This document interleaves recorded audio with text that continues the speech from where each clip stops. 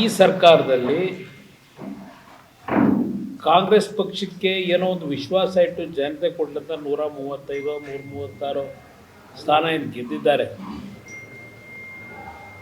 ನಾನು ಈ ಸರ್ಕಾರದ 2.5 ವರ್ಷದ ಆಡಳಿತದ ಬಗ್ಗೆ ವಿವರವಾಗಿ ಹೇಳಬೇಕಾದಂತೂ ಅನವಶ್ಯಕ. ಈಗಾಗಲೇ ಇವತ್ತು ಬಹುಶಃ ನಮ್ಮ ಯುವಜನತಾದಳದ ಅಧ್ಯಕ್ಷರು ನಿಖಿಲ್ ಕುಮಾರಸ್ವಾಮಿ ಅವರು ಬೆಂಗಳೂರಿನಲ್ಲಿ ಮೆಟ್ರೋ ದರವನ್ನು ಈಗ 5% ಏರಿಸ್ತಕ್ಕಂಥ ವಿಷಯದಲ್ಲಿ ಯಾವ ನ್ಯೂನ್ಯತೆಗಳನ್ನು ರಾಜ್ಯ ಸರ್ಕಾರದಲ್ಲಿ ಆಗಿದೆ, ಅವರು ಮಾಡಿರ್ತಕ್ಕಂಥ ತಪ್ಪುಗಳನ್ನು ಮುಚ್ಚಿಕೊಳ್ಳಲಿಕ್ಕೆ ಕೇಂದ್ರ ಸರ್ಕಾರದ ಮೇಲೆ ಹಿಡಿದು ಅದ್ರ ಬಗ್ಗೆ ಸುದೀರ್ಘವಾಗಿ ಹೇಳಿ ಬಂದಿದ್ದಾರೆ. ಈಗ ಬೆಂಗಳೂರಿನ ಪತ್ರಿಕಾಗೋಷ್ಠಿನಲ್ಲಿ ನಾನು ನಿಮ್ಮೆಲ್ಲರನ್ನ ಪ್ರಶ್ನೆ ಮಾಡ್ತಕ್ಕಂಥದ್ದು, ಬಹುಶಃ 2014 ನಾನೊಂದು ಮದುವೆ ಕಾರ್ಯಕ್ರಮಕ್ಕೆ ಬಂದಿದ್ದೆ. ಅವತ್ತು ನಿಮ್ಮೆಲ್ಲರನ್ನ ಉದ್ದೇಶಿಸಿ ಚಿಕ್ಕಬಳ್ಳಾಪುರದಲ್ಲಿ ನಮ್ಮ ಚುಂಚನಗಿರಿ ಕ್ಷೇತ್ರದ ಮಹಾಸ್ವಾಮೀಜಿಯವರನ್ನು ಕೋಲಾರ ಚಿಕ್ಕಬಳ್ಳಾಪುರಕ್ಕೆ ನೀರನ್ನು ಕೊಡ್ತಕ್ಕಂಥ ಎತ್ತಿನಹೊಳೆಯಿಂದ ಕಾರ್ಯಕ್ರಮದ ಯೋಜನೆಗೆ ಲೋಕಸಭೆಯ ಚುನಾವಣೆಯ ಡಿಕ್ಲೇರ್ ಆಗ್ತಕ್ಕಂಥ ಹಂತದಲ್ಲಿ ಒಂದು ಕಾರ್ಯಕ್ರಮ ಮಾಡಿದ್ರು, ಶಂಕುಸ್ಥಾಪನೆ. ಅವತ್ತು ನಾನು ಹೇಳಿದೆ, ಅವರು ಅವತ್ತು ಹೇಳಿದ್ದು ಒಂದೇ ವರ್ಷದಲ್ಲಿ ನೀರು ತಂದು ಕೊಟ್ಬಿಡ್ತೀವಿ ಅಂದರು ಮುಖ್ಯಮಂತ್ರಿಗಳು ಭಾಷಣ ಮಾಡಬೇಕಾದ್ರೆ. ನಾನು ನಮ್ಮ ಹಳ್ಳಿಯ ಒಂದು ಸೊಗಡಿನ ಭಾಷೆಯಲ್ಲಿ, ಯಾಕೆಂದರೆ ನಾವೆಲ್ಲ ರೈತರು ಕುಟುಂಬದಲ್ಲಿ ಬಂದವರು, ಹಳ್ಳಿ ವಾತಾವರಣದಲ್ಲಿ ಬಂದಂಥವ್ರು, ಸುಮ್ಮನೆ ಒಂದು ಉದಾಹರಣೆ ಕೊಟ್ಟೆ. ಅವ್ರು ನಿಜಕ್ಕೂ 1-2 ವರ್ಷದಲ್ಲಿ ನೀರನ್ನು ಎತ್ತಿನಹೊಳೆ ನೀರನ್ನು ಕೋಲಾರ ಚಿಕ್ಕಬಳ್ಳಾಪುರಕ್ಕೆ ಹರಿಸಿದ್ರೆ ನಾನು ತಲೆ ಬೋಳಿಸ್ಕೊತೀನಿ ಅಂತ ಹೇಳಿದೆ ಪದ. ಅದಕ್ಕೆ ಅವ್ರು ಹೇಳಿದ್ರು, ಅವ್ರ ತಲೆ ಕೂದಲೇ ಇಲ್ಲ, ಅವ್ರೇನು ಬೋಳಿಸ್ಕೊತಾರೆ ಅಂತ ಹೇಳಿ. ಹೌದು, ಈಗ ಅವತ್ತು ಸ್ವಲ್ಪ ಒಂಚೂರಾದರೂ ಇತ್ತು. ಈಗ ಈ ಸರ್ಕಾರದ ನಡವಳಿಕೆಗಳ ಬಗ್ಗೆ ನಾವು ಚಿಂತನೆ ಮಾಡ್ತಾ ಇರ್ತಕ್ಕಂಥದ್ದು ಉದುರೋಯ್ತಿದೆ. ನಮ್ಮ ಪರಿಸ್ಥಿತಿ ಇಲ್ಲಿಗೆ ತಂದಿಟ್ಟಿದ್ದಾರೆ ಈ ರಾಜ್ಯದ ಜನತೆಯನ್ನು. ಆಯ್ತು, ಈಗ 2 ವರ್ಷ 10 ವರ್ಷ ಆಯಿತು ನೀರು ಕೊಡ್ತೀವಿ ಅಂತ ಹೇಳಿದ ನಂತರ ಎತ್ತಿನಹೊಳೆ 10 ವರ್ಷ ಆಗಿದೆ. ಮೊನ್ನೆ ದಿನ CAG ರಿಪೋರ್ಟ್ ಕೊಟ್ಟಿದ್ದಾರೆ, ಯಾವ್ಯಾವ ರೀತಿಯಲ್ಲಿ ಎತ್ತಿನಹೊಳೆಯ ಯೋಜನೆಯ ವಿಷಯದಲ್ಲಿ ಕಳಪೆ ಗುತ್ತಿಗೆದಾರರಿಗೆ ಕೆಲಸ ಕೊಟ್ಟು ಎಷ್ಟು ಅನಾಹುತಗಳಾಗಿದೆ, ಎಷ್ಟು ದುಡ್ಡಿನ ಲೂಟಿಯಾಗಿದೆ.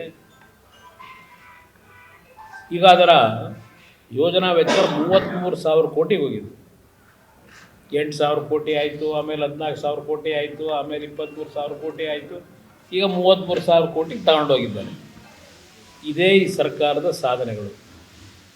ಅದರ ಜೊತೆಗೆ ಬಹುಶಃ ನಿಮ್ಮ ಶ್ರೀನಿವಾಸಪುರದ ಬುದ್ಧಿಜೀವಿ ಶಾಸಕರು, ಬಹುಶಃ ನಮ್ಮ ರಾಜ್ಯದಲ್ಲಿ ಅಂಥ ಶಾಸಕರು ಇನ್ನು ಬರೋಕ್ಕೆ ಸಾಧ್ಯವೇ ಇಲ್ಲ. ಈಗೇನೋ ರೈತರನ್ನ ಭಿಕ್ಷೆ ಬಿಡಬೇಡಿ ಅಂತಾರೆ ಆ ಭೂಮಿ ವಿಷಯದ, ಅದು ಆಮೇಲೆ ಹೇಳೋಣ. ಇಲ್ಲಿ ಹೊಳೆ ನೀರನ್ನು ಕೊಡಿ ಅಂತ ಅಂದ್ಬಿಟ್ಟು ಮಾಡ್ತೀವಿ ಅಂತ ಹೇಳಿ ಬೆಂಗಳೂರಿನ ಕೊಳಚೆ ನೀರನ್ನ ಟರ್ಷಿಯರಿ ಪ್ಲ್ಯಾಂಟ್ ಹಾಕಿ ಅದನ್ನು ಶುದ್ಧೀಕರಣ ಮಾಡಿದೆ.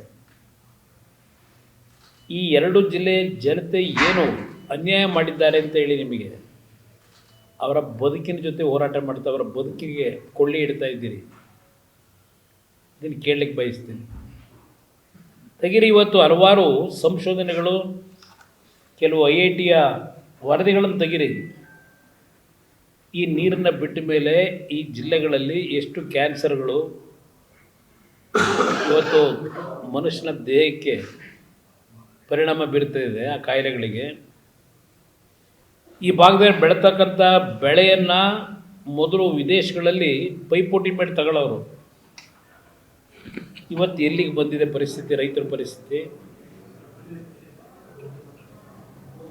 ಈಗ ಮೊನ್ನೆ ಏನು ಹೇಳಿದ್ದಾರೆ, ನಮ್ಮ ಹಾಸನ ಜಿಲ್ಲೆಯ ಉಸ್ತುವಾರಿ ಸಚಿವರು, ಈಗ ಈ ಜಿಲ್ಲೆಯವರು ಬೆಂಗಳೂರಲ್ಲಿ ರಾಜಕೀಯ ಮಾಡ್ತಾ ಇದ್ದಾರೆ. ಈಗ ಇಲ್ಲಿ ಬೇರೆ ರಾಜಕೀಯಕ್ಕೆ ಬರ್ಬೋದೇನೋ, ಜನತೆಯ ಕಷ್ಟಗಳಿಗೆ ಬಂದಿದ್ದು ಯಾವಾಗ ಬಂದಿದ್ದಾರೋ ಗೊತ್ತಿಲ್ಲ ನನಗೆ, ಬಂದಿದ್ದಾರೋ ಯಾವಾಗ.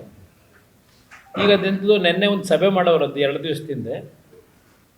ಆ ಸಭೆಯಲ್ಲಿ ಎಲ್ಲ ಜಿಲ್ಲಾಧಿಕಾರಿಗಳು ಎಲ್ಲರನ್ನೂ ಕರೆಸಿ ಏನು ಚರ್ಚೆ ಮಾಡಿ ಈಗ 2027 ಬಹುಶಃ ಜೂನ್ ಜುಲೈಗೋ ಏನೋ ನೀರು ಕೊಡ್ತೀವಿ ಅಂತ ಹೇಳಿದ್ದಾರೆ.